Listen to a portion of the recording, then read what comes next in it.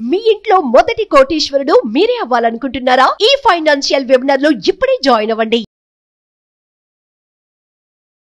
Hi hello నమస్తే, welcome back to our channel. ఈ రోజు మనతో ఉన్నారు స్టాక్ మార్కెట్ అనలిస్ట్ అయిన సుందరరామరెడ్డి గారు. లేట్ చేయకుండా సార్తో మాట్లాడేద్దాం. నమస్కారం సార్. నమస్తే సార్, 2024 మొదట్లోంచి చూసుకున్నప్పుడు కూడా మార్కెట్ అంతా వాలటాలిటీతో ఉండిపోయింది అనమాట. చాలా ఫ్లక్చుయేషన్స్ ఉన్నాయి, పెరుగుతూ పడుతూ ఉంది. ఇప్పుడు కూడా డ్రాస్టిక్ చేంజ్ అనేది కనిపిస్తూ ఉంది, తగ్గుతూ. అయితే ఇలాంటి టైంలో ఎటువంటి సెక్టార్లో ఇన్వెస్ట్ చేయడం అనేది కరెక్ట్ అంటారు? బేసిక్గా ఏ సెక్టార్ను చూస్ చేసుకోమన్నా అంటే మీరు భావిస్తారు? రైట్. సో బేసికల్గా మీరు అంది కరెక్ట్. అది 2024 నుంచి కూడా మార్కెట్ బాగా షేక్ అవుతూ ఉంది అటు ఇటు. అండ్ రీసెంట్గా లాస్ట్ 10 days నుంచి కూడా మార్కెట్ డ్రమస్టిక్గా డ్రాప్ అవుతుంది. And of course political biggest risk అనమాట స్టాక్ మార్కెట్స్కి. న్యాచురల్గా రిజల్ట్స్ దగ్గరలో ఉన్నప్పుడు అది ఎక్కువ షేక్ అవుతూ ఉంటుంది. కాకపోతే ఏంటంటే ఈసారి బీజేపీ గవర్నమెంట్ వస్తుందని చెప్పేసి పబ్లిక్ బిలీవ్ చేస్తున్నారు, స్టాక్ మార్కెట్ అలాగనే అనుకుంటుంది. అలాంటి టైంలో బీజేపీ రూల్డ్ ఉన్న ఏరియాలో కూడా ఓటింగ్ పర్సంటేజ్ తగ్గేసరికల్లా డౌట్స్ వస్తున్నాయి అనమాట. అనుకున్న మెజారిటీలు రీచ్ అవుతారా లేదా పర్మనెంట్ గవర్నమెంట్ వస్తుందా లేదా అనేది దాని మీద అనమాట. సో అట్లా మార్కెట్ ఆ ఫియర్స్ తోటి లాస్ట్ 10 days నుంచి కొంచెం పడతా వస్తుంది అనమాట. ఈ టైంలో మనం చూసుకున్నట్టయితే ఇంత పడిన తర్వాత కూడా, అంటే లాస్ట్ 10 days నుంచి పడుతున్నా సరే, ఎక్కువ శాతం మెజారిటీ స్టాక్స్ ఏం డ్రాప్ అవ్వట్లేదండి. Small and mid cap drop అవుతాయి. ఎప్పుడు డ్రాప్ అయినా కూడా ఎందుకు ఈ స్మాల్ అండ్ మిడ్ క్యాప్లు ఎక్కువ డ్రాప్ అవుతాయి అంటే ఆ కంపెనీ సైజ్ చిన్నది. సెల్లింగ్ ప్రెజర్ వచ్చినప్పుడు ఏంటంటే ఆటోమేటిక్గా లో సర్క్యూట్ పడిపోతాయి ఊరికి. అందుకని ఎక్కువ సెల్లింగ్ చేసే వాళ్ళంతా క్యూలో ఉంటారు కాబట్టి 2-3 days వరకు పడుతూనే ఉంటాయి అనమాట స్టాక్స్ అవి. అందుకని లార్జ్ క్యాప్ లాగా పెద్ద సైజ్ కాదు కాబట్టి సెల్లింగ్ ప్రెజర్ తట్టుకోలేవు స్మాల్ అండ్ మిడ్ క్యాప్. అందుకని మార్కెట్ పట్టడం అంటే స్టార్ట్ అవుతే ఫస్ట్ డ్యామేజ్ అయ్యేది ఈ micro cap, small cap, mid క్యాపే ఉంటాయి. లార్జ్ క్యాప్కి అంత డ్యామేజ్ జరగదు, ఎందుకంటే సైజు పెద్దవి కాబట్టి ఎంత సెల్లింగ్ అయినా సరే అవి అబ్జర్వ్ చేసుకొని అంతే ఉంటాయి అనమాట. అట్లా ఈసారి కూడా అవి ఎక్కువ పడుతున్నాయి. బట్ ఇంత పడ్డా సరే స్టాక్స్ అంత చీపర్ ఏం కాలేదండి. మనం కనుక ఇండెక్స్ వైజ్ కనుక మాట్లాడుకుంటే ఎలక్ట్రిక్ యూటిలిటీస్ అయితే చాలా ఎక్స్పెన్సివ్లో ఉన్నాయి. అంటే హిస్టారికల్ యావరేజ్ పీఈతో పోల్చుకున్నప్పుడు ఇవి కొంచెం ఎక్కువనే అనమాట. మనం ఇప్పుడు చూస్తుంది 12 months ఫార్వర్డ్ పీఈ రేషియోస్ అండి. ఇవి కనుక చూస్తే ఎలక్ట్రికల్ యూటిలిటీస్ అన్నీ కూడా ఆల్రెడీ ఇంకా ఎక్స్పెన్సివ్ జోన్లోకి వచ్చున్నాయి.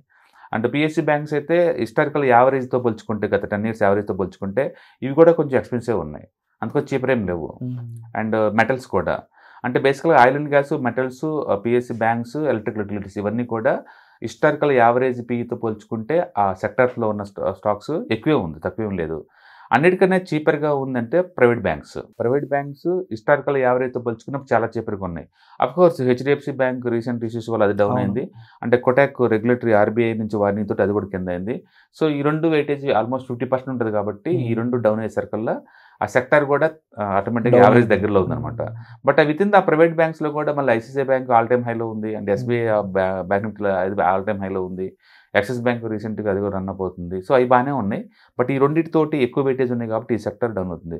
మొత్తానికైతే ఇప్పుడు మనం చూసుకున్నట్టే మెజారిటీ సెక్టర్స్ అవి కూడా హిస్టారికల్ యావరేజ్ పీ కన్నా ఎక్కువనే తప్ప చీపర్గా అయితే లేవు. అలాగని చెప్పేసి కాస్ట్లీ కొని చెప్పలేవు. బట్ దట్టి చీపర్గా ఉంది మాత్రం ప్రైవేట్ బ్యాంక్స్ మాత్రం హిస్టారికల్ యావరేజ్తో పోల్చుకుంటే మాత్రం చీపర్గా ఉంది. సో అంటే ఇప్పుడు ఏ సెక్టర్లో పెడితే మీకు సేఫ్టీ వస్తుంది అనేది ఈ డేటా ప్రకారం ఏంటంటే, అంటే ప్రైవేట్ బ్యాంక్స్లో అయితే మీకు సేఫ్టీ ఉంటుంది. మార్కెట్ ఎంత పడ్డా సరే ఫర్దర్ ఇది పెద్ద పడకపోవచ్చు, ఎందుకంటే ఆల్రెడీ చీపర్గానే ఉన్నాయి కాబట్టి. అండ్ మిగతా సెక్టర్స్లో ప్రాఫిట్ బుకింగ్ స్టార్ట్ అవ్వచ్చు, ఎందుకంటే కాతుకుతూ ఉన్నాయి కాబట్టి. బట్ గుర్తుపెట్టుకోండి, హిస్టారికల్ యావరేజ్తో పోల్చుకుంటే స్లైట్గా ఇవి హయ్యర్ సైడ్ ఉన్నాయి అంతే. ఇప్పుడు మన నిఫ్టీ ఉందనుకోండి, హిస్టారికల్ యావరేజ్ అది 21 ఉంటుంది పీఈ. 21 పీఈ దగ్గర ఉందంటే మార్కెట్ ఎక్స్పెన్సివ్ కాదు, చీపర్ కాదు, అది నార్మల్గా ఉన్నట్లు లెక్క. 29 పీఈకి వచ్చింది అనుకోండి స్టాక్, అప్పుడు నిఫ్టీ చాలా ఎక్స్పెన్సివ్ కింద లెక్క 29కి వస్తే. అంటే ఏ రోజైనా సరే రెడీ టు ఫాల్ అనమాట 29 పీఈకి వచ్చినప్పుడు. అదే నీకు 15 to 17 పీఈకి వచ్చింది అనుకోండి, స్టాక్ మార్కెట్ చాలా చీపర్ అనమాట. అట్లా మన వాల్యుయేషన్ ప్రకారం ఏంటంటే మన నిఫ్టీకి అయితే డౌన్ సైడ్ అయితే 15 to 17 వచ్చినప్పుడు చీపర్కి వచ్చినట్లు లెక్క. అంటే పైకి అయితే మాత్రం 29 to 30 వస్తే ఎక్స్పెన్సివ్ కింద తీసుకుంటాం. కరెంట్ ఉన్న మార్కెట్ ఏంటంటే 21 పీఈ దగ్గర ఉంది. అందుకని ఈ మార్కెట్ ఎక్స్పెన్సివ్ కాదు, చీపర్ కాదు, నార్మల్ మార్కెట్ అంతే. అంటే పరిగెత్తుకుంటూ వెళ్ళి కొని అంత చీపరు లేదు, భయపడి అమ్మేసుకుని పోయి అంత కాస్ట్లీ కాదనమాట, నార్మల్ పీఈగా ఉంది.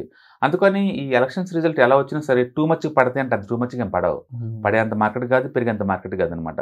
కాకపోతే పొలిటికల్ ఈవెంట్ ఎప్పుడు ఇలాంటి ఉన్నప్పుడు మేజర్ ఈవెంట్స్ ఏంటంటే మార్కెట్లో ఆ ఫీర్ అది మామూలు విషయమే. అదే క్లియర్గా ఇండియన్ విఎక్స్లో చూపిస్తుంది. ఇండియన్ విఎక్స్ 1 month బ్యాక్ అయితే 13 దాకా ఉండేది, ఇప్పుడు ఆల్మోస్ట్ అది 17 to 18 దాకా వస్తుంది. అంటే అది క్లియర్గా చెప్తుంది మార్కెట్ ఫీర్ అవుతుందని విషయం అనమాట. కాబట్టి ఈ మార్కెట్లో దట్టి చీపర్ ఉన్న స్టాక్స్ ఏదైనా ఉందంటే ఈ పాయింట్ ఆఫ్ టైంలో ఈ ప్రైవేట్ బ్యాంక్స్. అంటే మంచి హిస్టారికల్ యావరేజ్తో పోల్చుకుంటే కొంచెం ఎక్స్పెన్సివ్లో ఉన్న స్టాక్స్ అంటే public sector banks and electrical utilities అనమాట. బట్ గుర్తుపెట్టుకోండి, హిస్టరీని చూసి మార్కెట్ ఎప్పుడు పనిచేయదు, ఫ్యూచర్ని చూసి ఎక్స్పెక్టేషన్తోనే పనిచేస్తుంది. అంటే పబ్లిక్ సెక్టర్ బ్యాంక్స్ మన రిజల్ట్స్ అన్ని ఎక్స్ట్రాడినరీగా వచ్చిందండి. ఎస్బీఐ కావచ్చు, బ్యాంక్ ఆఫ్ బరోడా కావచ్చు, అన్ని బ్యాంక్స్ కూడా. అందుకని న్యాచురల్గా దాంట్లో ఎక్కువ మ్యాటర్ ఉంది కాబట్టి అవి ఆల్రెడీ ఎక్స్పెన్స్కి వెళ్తున్నాయి అంతే. అందుకని అది ఎక్స్పెన్స్ అని చెప్పేసి దూరంగా ఉండాల్సిన అవసరం కూడా లేదనమాట. ఓకే, అందుకని మూమెంట్ ప్రస్తుతానికి పబ్లిక్ సెక్టర్ బ్యాంక్స్ కల్లా అనుకూలంగా ఉంది కాబట్టి మనం ఇంకా దాన్ని ఫర్దర్ ఇన్వెస్ట్మెంట్ చేసుకోవచ్చు. మార్కెట్లో ఇప్పుడు బై చేద్దాం అనుకునే సైడ్ పీపుల్ ఎవరైతే ఉన్నారో వాళ్ళంతా కూడా ఇప్పుడు బిఫోర్ ఎలక్షన్ ఇన్వెస్ట్ చేద్దామా లేకపోతే ఆఫ్టర్ ఎలక్షన్ వెయిట్ చేసి ఇన్వెస్ట్ చేద్దాం అనే ఒక ధోరణిలో ఉన్నారనమాట. అండ్ దానికి తగ్గట్టు ఇప్పుడు బ్యాంక్స్ అనే వాటిలో ప్రైవేట్ బ్యాంక్ సెక్టర్ ఎలా ఉంది, ఇఫ్ యూ కెన్ అంటే మీరు ఇంట్రెస్ట్ ఉంటే వెళ్ళొచ్చు అనేటట్టు మీరు చెప్తున్నారు కదా. ఇన్ ఫ్యూచర్ లాంగ్ టర్మ్ లో దీని ఎట్లా ఉండే ఛాన్సెస్? బేసికల్గా మనం మార్కెట్లో వెళ్తామంటే మీరు షార్ట్ టర్మ్ ట్రేడర్ అనుకోండి, పెద్ద ఇంపార్టెంట్ ఈవెంట్ ముందుంది కాబట్టి అది అయిపోయిన తర్వాత ఎంటర్ అవడం బెటర్. ఎందుకంటే అనుకున్నంత మార్కెట్ రిజల్ట్ రాలేదనుకోండి, ఈజీగా 10% రాపోద్ది మార్కెట్. అంటే అనుకున్నంత మార్కెట్ వచ్చింది అనుకోండి, మార్కెట్ అయితే పెద్ద సర్ప్రైజ్ అయ్యి మూవ్ అయ్యేది అంతేం లేదు. కాబట్టి పెద్ద ఈవెంట్ ఉన్నప్పుడు షార్ట్ టర్మ్ ట్రేడర్స్ అందరూ పోస్ట్పోన్ చేసుకోవడం బెటర్ కాదు. కానీ నేను లాంగ్ టర్మ్ ప్లేయర్ అనుకోండి, ఇప్పుడు ఎవ్రీ మంత్ ఎస్ఎపి పెట్టే వాళ్ళకి ఇలాంటి ఈవెంట్ పెద్ద లెక్కేం కాదు. ఎందుకంటే వాళ్ళకి ఇది ఈవెంట్ పడ్డ పెద్ద ప్రాబ్లం కాదు, పెరిగిన పెద్ద ప్రాబ్లం కాదు. కాబట్టి మీరు కనుక లాంగ్ టర్మ్ ఇన్వెస్టర్ కనుక అయితే కనుక ఫర్గెట్ అబౌట్ దిస్ ఈవెంట్. ఈ టైప్ ఈవెంట్స్ చాలా వస్తుంటాయి. Crude oil up and down అయిందనో లేకపోతే వార్స్ జరుగుతున్నాయనో ఏదో వస్తూనే ఉంటే పోతూనే ఉంటాయి. ఈ పెద్ద ప్రాబ్లం కాదు. బట్ మీరు షార్ట్ టర్మ్ ఇన్వెస్ట్మెంట్ కోసం అయితే అవును పోస్ట్పోన్ చేసుకోవడం బెటర్. ఎందుకంటే మేజర్ ఈవెంట్ ఉంది కాబట్టి జూన్ తర్వాత పెట్టుకోవటం బెటర్ అనమాట. సో ముఖ్యంగా రైట్ నో సిచ్యువేషన్స్ అయితే ప్రైవేట్ బ్యాంక్స్ అనే పరిస్థితిలో ఉంటే పబ్లిక్ బ్యాంక్స్ బాగా హై వెళ్ళే హిస్టారికల్ యావరేజ్తో పోల్చుకున్నప్పుడు అవును ప్రైవేట్ బ్యాంక్స్ ఫస్ట్ టైం చేపర్కి వచ్చేసినాయి. And public sector banks first time average కన్నా హిస్టారికల్ యావరేజ్ కన్నా ఎక్స్పెన్స్కి వెళ్ళిపోయింది. బట్ స్టిల్ అవి పర్ఫార్మెన్స్ బాగున్నాయి కాబట్టి అది వర్త్ కూడా.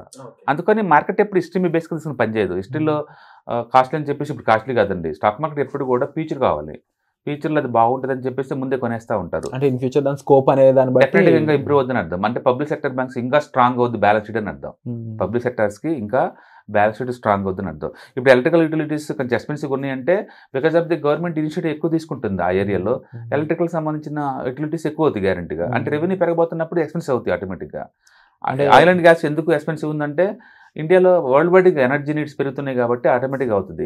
అంటే మార్కెట్ ఎప్పుడు కూడా ఫ్యూచర్ని చూసుకుంటే ఇన్బిల్ట్ అవుతుంది తప్ప కాస్ట్లీ అని చెప్పేసి దూరంగా ఉంచలేవు. అంటే సార్ ఫ్యూచర్ అనేది ఎలక్ట్రికల్సే అనేది మాట వినిపిస్తూ ఉంది ఎక్కడి నుంచి అంటే సెంట్రల్ గవర్నమెంట్లో మినిస్టర్స్ ఎవరైతే ఉన్నారో అక్కడక్కడ అదొక స్టేట్మెంట్ బయటకు వస్తూ ఉంది. వాళ్ళ చేతిలో పవర్ ఉంది కాబట్టి ఇన్ ఫ్యూచర్ బీజేపీ ఉంటే ఎలక్ట్రిక్స్ అనేది ఇంకా పెరిగే ఛాన్స్ కూడా ఉంది. బేసికల్ ఏ గవర్నమెంట్ వచ్చినా సరే ఇండియాకి సంబంధించేసి ఆల్టర్నేటివ్ ఎనర్జీకి ఖచ్చితంగా ఇంపార్టెన్స్ ఉంటుంది. ఎందుకంటే ప్రపంచవ్యాప్తంగా వెరీ కొద్దిగా కొన్ని కంట్రీస్ మాత్రమే టూ మచ్గా ఎనర్జీ నీడ్స్ మీద ఇంపోర్ట్ మీద డిపెండ్ అయి ఉంటాయి అన్నమాట. మనం ఇండియా కనుక చూసుకున్నాం అనుకోండి, మన ఎనర్జీ నీడ్స్లో ఆల్మోస్ట్ 80% వేరే దేశాల మీద డిపెండ్ అవుతున్నాం పెట్రోల్ డీజిల్ కోసం. ఓకే, ఆయిల్ పెట్రోల్ డీజిల్ ఈ 80% బయట నుంచి తెచ్చుకోవాలా. బయట నుంచి తెచ్చుకొని వెహికల్స్ రన్ చేసే బదులు మనం ఆల్టర్నేటివ్ ఎనర్జీ డెవలప్ చేసామనుకోండి, హైడ్రోజన్ కావచ్చు లేకపోతే ఈవీ వెహికల్స్ కావచ్చు, ఇలాంటి డెవలప్ చేశారనుకోండి డిపెండెన్స్ కొంచెం తగ్గిద్ది కదా. అప్పుడు ఇంపోర్ట్ కాస్ట్ తగ్గిద్ది కదా, బ్యాలెన్సింగ్ పెరుగుద్ది కదా. అందుకని ఇండియాలో ఏ గవర్నమెంట్ వచ్చినా సరే, బీజేపీ వచ్చినా నెక్స్ట్ కాంగ్రెస్ వచ్చినా సరే ఇలాంటి థీమ్స్ ఏం ఆగిపోవండి. యాక్చువల్లీ స్టాక్ మార్కెట్ కి ఏ గవర్నమెంట్ సంబంధం లేదు, మెజారిటీ ఉన్న గవర్నమెంట్ చాలండి. ఇది Congress or BJP doesn't matter. ఈ పొలిటికల్ స్టెబిలిటీ అనేది స్టాక్ మార్కెట్ చాలా ఇంపార్టెంట్ అనమాట. అందుకని స్టేబుల్ గవర్నమెంట్ ఏది వచ్చినా పర్వాలేదు. Wonderful sir, and thank you so much sir వీటిపై పూర్తి అవగాహన మాకు ఇచ్చినందుకు. సుమన్ టీవీలో మీ పర్సనల్ అండ్ బిజినెస్ ప్రమోషన్స్ కోసం కింది నెంబర్కి కాంటాక్ట్ చేయండి.